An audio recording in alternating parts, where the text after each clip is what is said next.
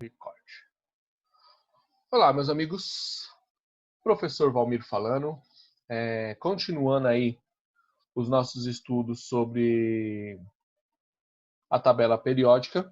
Agora nós vamos falar sobre as propriedades dos elementos químicos, tá? Na tabela periódica, que basicamente é a partir da posição dos elementos na tabela periódica, você aí fazer previsões do tipo de ligação, e das suas características físicas, do seu comportamento químico, tá? Bom, essas propriedades periódicas, elas estão relacionadas, tá, com a lei periódica e a organização dos elementos, que por consequência, tá, elas vão ser, né, resultado da configuração eletrônica de cada elemento químico. Então lembra lá, 1s2, 2s2, 2p6, assim por diante. Então basicamente, por consequência dessa configuração eletrônica, cada elemento químico vai apresentar propriedades diferentes, tá? E por meio dessa distribuição, a gente pode prever características dos átomos dos elementos químicos, tá? Tipo de ligação química que vai ser formada entre eles, as propriedades físicas, químicas das substâncias que vão ser formadas a partir dessas ligações químicas, tá? Então, a tabela ela pode ser utilizada para relacionar as estruturas atômicas com as especificidades dos elementos, tá? A gente vai ter dois tipos de propriedades principais. Vamos dizer assim, que é como se você estivesse enraizando. Imagina um fluxograma, né? Então, a gente tem como base as propriedades, tá? E essas propriedades vão se dividir em duas, tá? E vai ter suas ramificações também, tá? A primeira propriedade estudada será as propriedades aperiódicas. Por que propriedades aperiódicas? Porque elas são propriedades em que os valores eles aumentam ou diminuem à medida que o número atômico cresce, tá? E elas não se repetem em períodos determinados ou regulares, tá? Por exemplo, a massa atômica.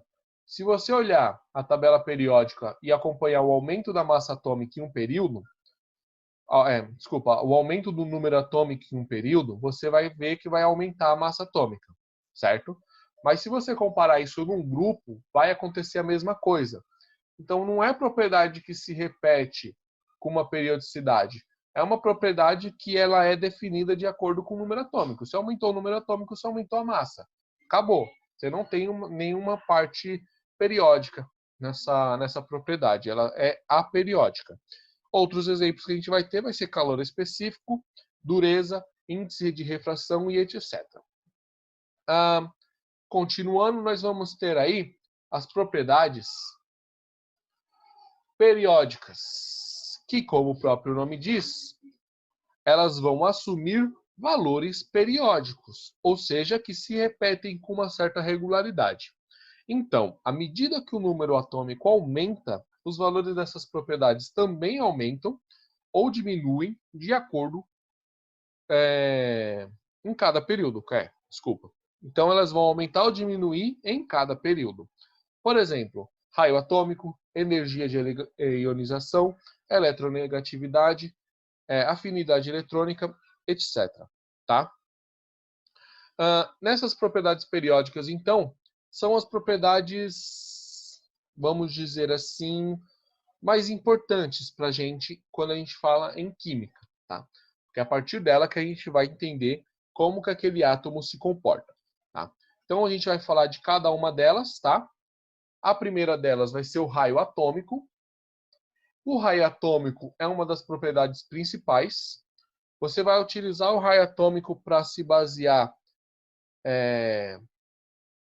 os seus estudos de todas as outras propriedades. Então, toda vez que você pensar nas outras propriedades que a gente vai falar daqui a pouco, vocês vão ver que eu vou estar sempre relacionando ao raio atômico. Então, podemos dizer que o raio atômico é um eixo comum das outras propriedades. Então, de acordo com o raio do átomo, no caso do elemento, você pode determinar outras propriedades, outros comportamentos desse elemento. Tá? Então, o raio atômico, a gente diz, como por definição, que ele é a metade da distância D entre dois núcleos de átomos iguais. O que isso significa? Que você pega dois núcleos, dois átomos iguais, colocam eles lado a lado e a gente vai ter como raio a metade desse valor. Por que ela é medida assim e não medida como a gente mede um raio normalmente? Né? Como é que se mede um raio normalmente?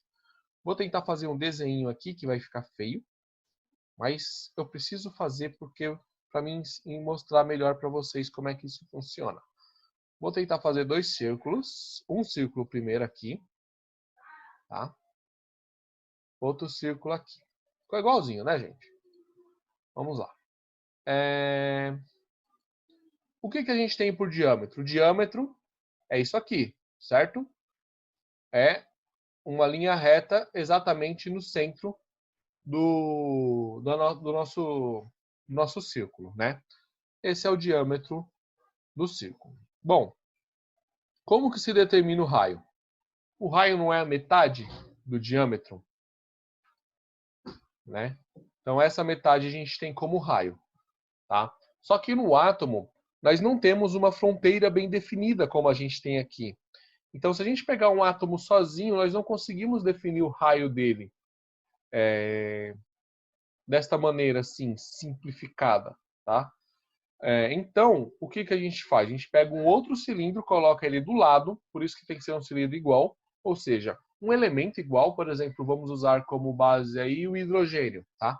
Pega dois átomos de hidrogênio, coloca lado a lado, lógico que é difícil de fazer isso, você vai determinar isso de uma maneira teórica, tá?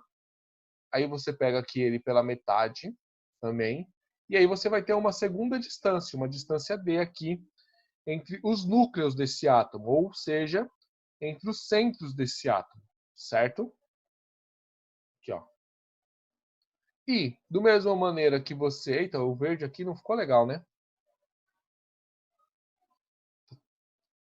Aqui, ó. Aí, tá? Você vai ter uma distância D. Notem, essa distância D de dois círculos iguais, provavelmente ela vai ser a mesmo ou vai ter o mesmo valor do diâmetro, tá? Então você pode definir que a metade, tá, dessa distância vai ser aí o raio do átomo, tá? Então isso é só para elucidar como que se mediu o raio do átomo. Lógico que nós estamos falando de coisas muito pequenas, né? O raio atômico, por exemplo, como tem aí na nossa apostila, está dizendo que ela é medida em uma unidade chamada picômetro, tá? Que equivale a 10 elevado a menos 12 metros. Isso significa que ela é 1 bilhão de vezes menor que 1 milímetro. Olha só que absurdo, é muito pequeno, tá? Então, isso só se consegue descobrir de uma maneira empírica, tá? Então, a partir dessas definições, se a gente olhar então na tabela periódica, nós conseguimos ter uma certa periodicidade, tá? Nessa medição. Por quê? Porque conforme você caminha, vou passar para o próximo slide aqui só para a gente ver, mas eu vou voltar. Conforme você caminha no período, tá? Período, lembra-se, são as linhas horizontais. Então, conforme você aumenta o período, você aumenta o número atômico, tá? Mas as camadas eletrônicas não se alteram. Conforme você desce no grupo, você aumenta sim o número atômico, mas você também aumenta o número de camadas. Então, através dessas duas leituras, você vai ter aí análises diferentes para fazer, tá? Então, vamos lá. Nos grupos, ou seja, horizontalmente, tá? À medida que você percorre o grupo de cima para baixo, Os elétrons mais externos, que são esses aqui, que são da camada de valência, eles vão ser distribuídos em orbitais com valores maiores de número quântico principal, tá? Ou seja, número quântico principal 2, 3, 4, 5 e 6, certo? Ou seja, o número de níveis eletrônicos das camadas, elas vão aumentar e, consequentemente, os elétrons das camadas mais externas vão ficando cada vez mais distantes do núcleo, tá? Então o raio se torna maior. Então, quando você está no grupo, conforme você desce no grupo, você aumenta o número de prótons. Só que, consequentemente, aumentando o número de prótons, você também aumenta o número de camadas eletrônicas, você aumenta o número de elétrons dentro dessas camadas eletrônicas, os elétrons vão ficando mais distantes do núcleo, portanto, você vai ter um aumento do raio. Então, sempre que você estiver olhando a tabela periódica, depois nós vamos voltar nela, observe esse fato, tá? Observe o aumento das camadas eletrônicas. Então, no período, tá, o comportamento ele muda, tá? Se você for comparar o raio atômico. O que acontece? No período, conforme você olha a tabela da esquerda para a direita, o que acontece com o átomo? Você vai ter um aumento do número de prótons e também você vai ter um aumento do número de elétrons, tá? Só que, o que acontece? O próton ele é muito mais massivo do que o elétron. Então, se você aumenta o número de prótons mantendo a mesma número de orbitais, porque os orbitais aqui, quando você olha no período, eles não se alteram, porque você sabe, você observou na tabela, você vê que tem o período 1, 2, 3, 4, e ali são orbitais, são os números quânticos principais, né, o N. Então, 1, 2, 3, 4, 5. Então, quando você olha no período, né, esse número quântico principal não se altera. O que significa? Que o número de orbitais não se altera, né? Então você vai ter um aumento de prótons no interior do átomo sem a alteração do número de orbitais, né? Só aumenta aí a quantidade de elétrons, né? Os elétrons têm uma repulsão entre eles, o que pode fazer com que a nuvem eletrônica aumente um pouco, mas ela é muito menos intensa do que a carga nuclear efetiva, tá? O que é a carga nuclear efetiva? A carga nuclear efetiva é a atração real exercida pelos prótons sobre os elétrons da valência. Essa carga ela vai corresponder à carga do núcleo, ou seja, os prótons, menos a blindagem exercida pelos elétrons intermediários. Os elétrons intermediários que fala é os elétrons que estão entre o núcleo e a camada de valência, tá? Então, essa carga nuclear efetiva, ela acaba sendo muito mais forte do que o aumento de elétrons. Isso resulta no quê? Isso resulta numa diminuição do raio, tá? Porque você tem uma grande força de atração assim, no sentido interno do átomo. Por isso que quando você olhar no período, tá? Os elementos da direita, eles vão ter os menores raios que os elementos da esquerda. Deu para ficar claro? Eu espero que sim. Então, só para recapitular, quando você olhar no período, vamos passar o próximo slide aqui. No período, quando a gente olhar aqui, ó, tá? Nós temos uma diminuição do raio quando você olha da esquerda para a direita, porque aumenta a carga nuclear efetiva, aumenta a atração do núcleo pela eletrosfera, porque a quantidade de orbitais não crescem como cresce no grupo, então você tem uma diminuição do raio, tá? Então, por exemplo, aqui no segundo período, né, esses aqui são os elementos do segundo período, começando pelo lítio e terminando no neônio. Nós temos aqui 3 prótons, 4 prótons, 5, 6, 7, 8, 9, 10, tá? Então a gente tem 10 prótons aqui no neônio. E nós temos 10 elétrons no neônio. Só que olha só o tamanho do raio do neon, é bem pequenininho, tá? Porque apesar de você ter 10 elétrons aqui, todos eles estarão no segundo nível energético, tá? Todos eles estarão no segundo nível energético, então eles têm muito mais atração pelos prótons. Vamos observar agora o próximo slide para a gente enxergar isso no geral.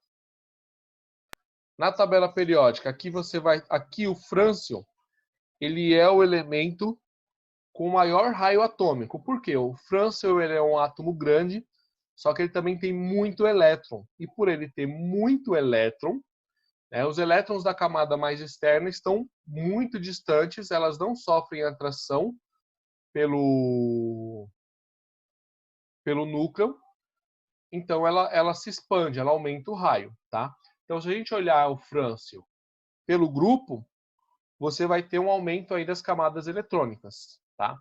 E se você olhar o frâncio no período, você vai ter poucos prótons para fazer a atração do núcleo pela camada mais externa, tá? Para finalizar esse vídeo aqui rapidinho, eu vou falar sobre o raio iônico, tá? O raio iônico, ele está relacionado à formação de íons. Porque, por exemplo, um átomo neutro, né, ele tem a mesma quantidade de prótons e de elétrons. Então, ele é eletricamente neutro, certo? Então, o número de prótons ele vai ser igual ao número de elétrons. Isso a gente já sabe faz tempo. Só que, durante uma reação química, os átomos de muitos elétrons podem perder ou ganhar elétrons, formando íons. Tá? Olha os íons aqui. Ó. A gente vai falar mais sobre esses íons no decorrer aí dos nossos estudos da química, né? E nessa transformação há um aumento ou uma diminuição do tamanho inicial do átomo, certo? E aí, ó, de acordo com, por exemplo, na formação de um íon positivo, né? Ou seja, quando a gente forma um íon positivo, o que acontece? Ele perdeu um elétron, tá? E quando um átomo perde um elétron, ele se torna um cátion, tá? Então, o átomo perdeu o elétron, virou íon. O íon, como ele perdeu o elétron, é um íon positivo, tá? Formar um cátion, tá? Então, é bem complicado essa parte, porque ele perde um elétron, fica positivo, forma cátion. Então, falou em cátion, é um átomo que perdeu um elétron, por isso ele está positivo. Por que a gente fala que ele está positivo? Porque ele tem muito mais prótons do que elétrons. Lembra que prótons é carga positiva, elétrons é carga negativa, tá? Lembra-se sempre disso. Então, como ele perdeu um elétron, a carga nuclear efetiva do átomo aumenta, tendo como resultado uma contração da eletrosfera. Isso faz com que o núcleo se reduza.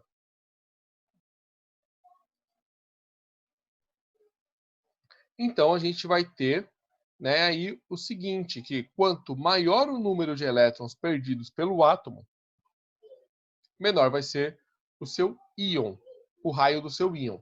Então, aqui ó, nós temos 1, 2, 3 elétrons. Perdeu um. O que aconteceu? Isso daqui diminuiu, tá? Fazendo com que o seu orbital diminuísse.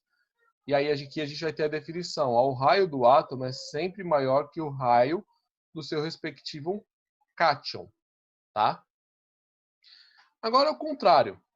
Se, por um acaso, né, ele ganha um elétron, então a gente vai ter um átomo que virou íon. Só que quando ele virou íon, quando ele ionizou, ele ganhou um elétron. Então ele está com a carga negativa, porque ele tem mais carga negativa do que positiva. Então ele se tornou um ânion, tá?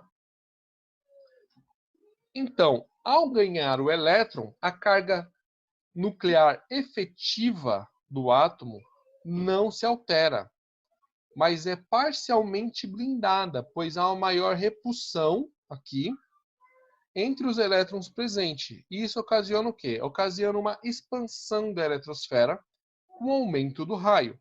Então, quanto maior o número de elétrons recebidos pelo átomo, maior é o raio do seu íon.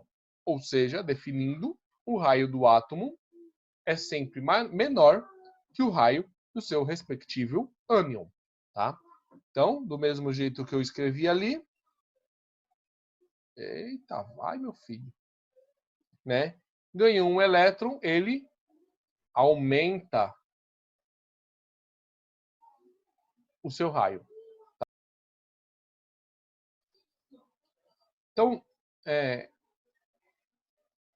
em consequência aí, né, da comparação que a gente estava fazendo com relação ao átomo, né, do raio atômico, do raio iônico, desculpa, tá? Quando a gente comparar aí íons isoeletrônicos, ou seja, que possuem o mesmo número de elétrons, tá? O número de níveis de energia vai ser o mesmo. Então, a diferença entre eles é somente o número atômico, ou seja, a carga presente no núcleo.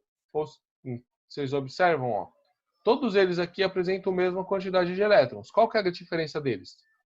O número atômico. Tá? Aqui é 8, aqui é 9, aqui é 11 e aqui é 12.